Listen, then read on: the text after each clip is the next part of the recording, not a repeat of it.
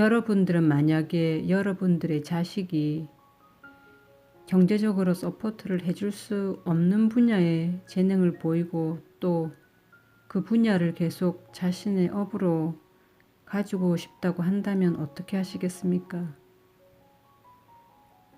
그리고 그 자식이 하고 싶어 하는 일을 계속 해 나간다 하더라도 그 일이 좋은 결과를 가져다 줄 것이라는 확실한 미래가 없을 때에는 또 어떻게 하시겠습니까?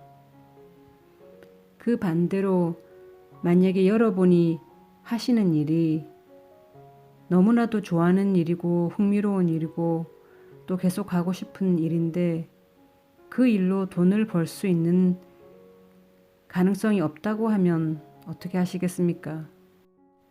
오늘은 제가 제 기억 속 아주 깊은 곳에 묻어둔 의식적으로 절대로 생각해 내지 않으려고 했던 제 어릴 적 이야기를 한번 해보겠습니다. 자세히 기억은 나지 않지만 아마도 제가 어디선가 그 소리를 들었던 것 같습니다. 그 소리가 너무도 좋았던 기억이 납니다. 그리고 제 어머니께 물었습니다. 그 소리가 뭐냐고. 바이올린 소리라고 하시더라고요. 그때 저는 결심했습니다. 꼭 바이올린을 살 것이라고. 그리고 주구장창 제 어머니께 떼를 썼습니다. 바이올린을 사달라고. 그냥 사달라는 것이었습니다. 겨우 4살밖에 되지 않은 애가 바이올린이 뭔지도 모르면서 사달라고 귀찮게 떼를 쓰니까 지금 제가 생각해 봐도 제 어머니 입장이 되었으면 참 웃겼을 것 같기도 합니다. 그때 저희 어머니는 꽤 현명한 대답을 해주셨습니다. 바이올린을 연주할 줄 모르는 애에게 어떻게 사줄 수 있냐. 그러니까 못 사주겠다.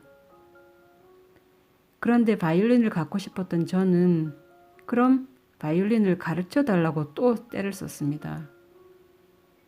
몇 날 며칠을 졸랐던 기억이 있습니다. 어머니가 가시는 곳마다 화장실이면 화장실, 부엌이면 부엌, 시장이면 시장. 어머니는 결국 어쩔 수 없이 어린 저를 데리고 동네의 큰 음악 학원으로 무작정 가셨습니다. 그때 당시 바이올린을 가르치는 음악 학원은 그렇게 흔하지 않았던 것으로 기억을 하는데 어쨌든 또 제 어머니께서는 물어 그곳을 찾아가셨죠. 분명 학원 원장 선생님은 너무나도 어린 저를 받아주시지 않으리라고 아마 생각을 하셨던 것 같습니다. 그러니까 일단 제 앞에서 어떤 가능한 액션은 다 취하시되 만약에 제 3의 성인이 하시는 말씀을 제가 듣고 포기할 것이라고 계산하셨던 거죠. 그런데 저희 어머니의 계획과는 달리 그 음악학원 원장 선생님은 4살짜리 꼬마애에게 의외의 제안을 하셨습니다. 너 몸이 너무 작아서 그 턱으로 바이올린을 지탱할 수 없으니까 1살 나이 더 먹을 때까지만 기다리자. 5살이 되면 그때 바이올린을 가르쳐 줄게. 그때까지는 대신에 우리 같이 피아노를 배우자. 피아노는 턱으로 무거운 악기를 들고 있을 필요도 없고 의자에 편안하게 앉아서 있으면 되니까. 그 말씀을 듣고 저는 그러면 1살 더 먹으면 바이올린을 꼭 배워달라는 부탁을 몇 번씩이나 원장 선생님께 하고 손가락으로 약속까지 하며 확답을 받은 뒤 그러면 이제 피아노를 대신 배우겠다고 대답을 했습니다. 피아노고 뭐고 간에 그 비싼 음악 학원에 10원 한 장 내고 싶지 않았던, 아니 낼 수가 없었던 저의 어머니는 그때 무슨 생각을 하셨을까요? 뻔하게 형편은 되지 않지만 원장 선생님 앞에서까지 우리 아이 피아노 가르쳐 줄 돈 없어요라고 말하기가 정말 힘들었을 것 같습니다. 그런데 애가 이렇게 열성적으로 와서 분명히 포기할 것이라고 생각을 했던 제가 바이올린을 위해 1년간 그런 피아노를 대신 배우겠다고 떼를 쓰니 제 어머니 작전에는 빗나간 것이었죠. 지금 추측을 해보건대 아마 제 어머니는 제가 없는 자리에서 그 음악학원 원장 선생님과 따로 협상을 하신 것 같습니다. 조그만 애가 며칠 있으면 포기할 테니 또 한 달 회비를 다 내고 난 뒤에도 애가 안 오면 안 되니까 학원비는 한 4분의 1 정도만 내는 걸로 하고 애가 포기 할 때까지만 기다리자 뭐 이런 식이었던 것 같습니다. 그런데 저는 포기를 하지 않았습니다. 매일매일 음악 학원에 가는 게 너무 기다려졌고 모르는 걸 배우는 게 너무 재밌었고 어머니 손을 잡고 한 번도 빠짐없이 음악 학원을 다녔습니다. 살림하시기에 바쁜 제 어머니는 그렇게 저를 음악 학원에 데려다 주시고는 곧장 사라지셨죠. 그리고는 1시간 뒤에 다시 데리러 오겠다. 2시간 뒤에 데리러 오겠다. 이렇게 약속을 하시고요. 그러면 저는 음악학원 선생님 바로 옆에 딱 앉아 붙어서 악보 배우는 것이며 손가락 바로 세우는 것 여러 가지 훈련을 했습니다. 그날 배울 만큼 훈련을 하고 난 뒤에 저에게 항상 주셨던 음악학원 선생님의 과제는 10번 똑같은 부분을 반복을 해라, 20번 똑같은 부분을 반복해라 하시면서 저를 방 안에 혼자 남겨두시고 그 방을 나가셨습니다. 지금 생각해보면 그때 아모레 큰 크림, 콜드 크림, 영양 크림 같은 병을 저에게 주셨는데 내용물은 이미 다 쓰고 남은 이제 껍데기 통이었습니다. 그러니까 뚜껑과 몸통 2개를 주시면서 바둑알을 10개를 주셨죠. 연습을 다 하고 난 다음에 이 바둑알을 옆에 통으로 옮겨 놓아라. 그리고 이걸 다 하고 난 뒤에는 선생님을 불러라. 그러면 내가 확인을 해보겠다. 뭐 이런 식의 반복 연습이었습니다. 그때 제 기억에 옆방들에도 저보다 언니들이 피아노 수업을 받곤 했는데 피아노 연습을 다 하고 난 옆방의 언니들이 저한테 와서 나가서 놀자라는 어떤 유혹을 참 많이 하곤 했습니다. 왜냐하면 선생님도 안 계시니까 우리가 연습을 하지 않고 나가서 놀아도 아무도 모르실 거야. 그런데 저는 그랬죠. 바둑알 10개를 옆통으로 내가 연주하고 난 다음에 다 옮겨놔야 한다. 그랬더니 그 언니들이 저에게 연습 안 하고 바둑알만 옮겨놔도 선생님은 모르신다.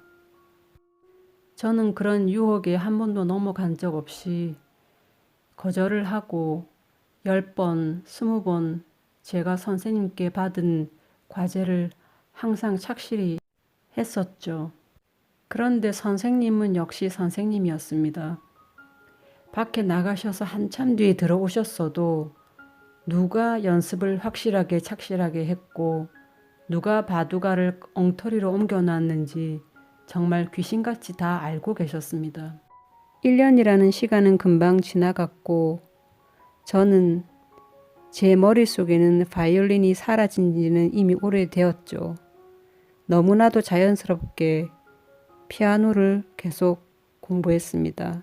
지금 가만히 생각해보면 저야 앉아서 편하게 제가 좋아하는 것만 공부했지만 그 1년 12달 동안 악보 가격이며 음악 학원비며 이 모든 것들을 저희 부모님께서 어떻게 다 감당을 해주셨는지 지금 생각해 보니까 정말 죄송한 생각이 많이 듭니다. 음악 학원비 대주실 형편이 안 된다라는 것은 어렴풋하게 느끼곤 있었지만 직접적으로 저에게 말씀을 하시지 않으셨기 때문에 저는 너무 자연스럽게 주변의 동료, 주변의 언니들처럼 제 앞날을 막연하게 꿈꾸고 계획을 세웠죠. 학원 음악 발표회며 여러 가지 크고 작은 콩쿨 대회며 다 지원을 하고 참가를 해서 또 그것들을 위해 연습을 하고 저의 생활은 집, 학교, 음악학원, 집, 학교, 음악학원 그저 너무나도 자연스럽게 당연하게 이런 쳇바퀴 생활을 몇 년간 더 했습니다. 그런데 일단 결론부터 말씀드리자면 어느 날 저의 어머니께서 심각하게 저에게 제 진로에 대해 같이 하고 싶은 얘기가 있다고 말씀하셨습니다.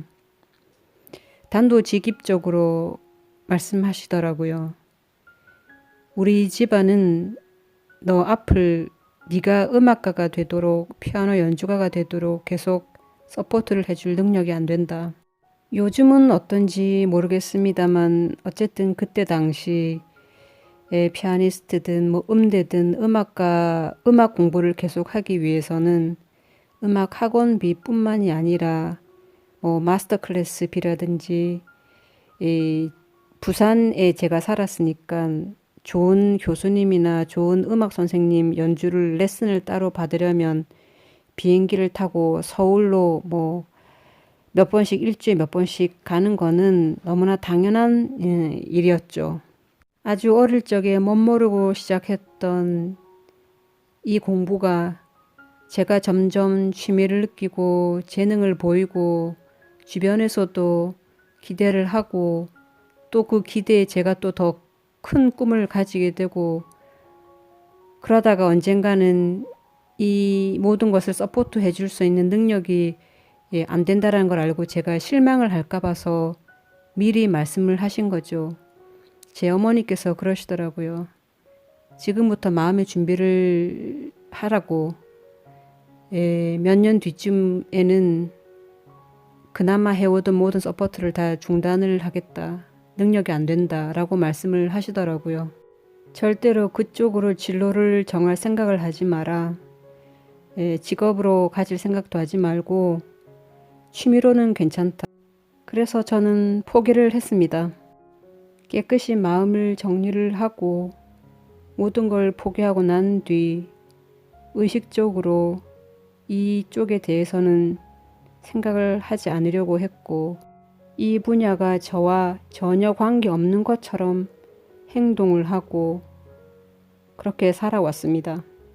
물론 아주 아쉬운 감은 많았지만 그때 저는 그래도 저에게 그런 기회를 주셨던 부모님, 어머님의 그 많은 노력과 서포트에 대해서 저를 향한 애정을 많이 느낄 수 있었고 의식적으로 저의 실망감이나 슬픔을 부모님께 보여드리지 않으려고 노력을 했습니다.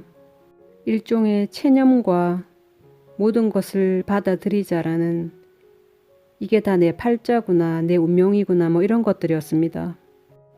그때 당시에는 그랬는데 지금 또 이렇게 세월이 지나 생각을 해보니까 내가 참 비겁했구나.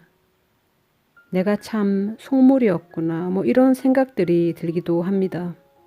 왜 비겁하다고 생각을 하냐면 정말 그게 내가 원했던 꿈이었고 하고 싶었던 것이었다면 돈이 없었어도 어쨌든 다른 방법을 내가 찾을 수 있지 않았을까.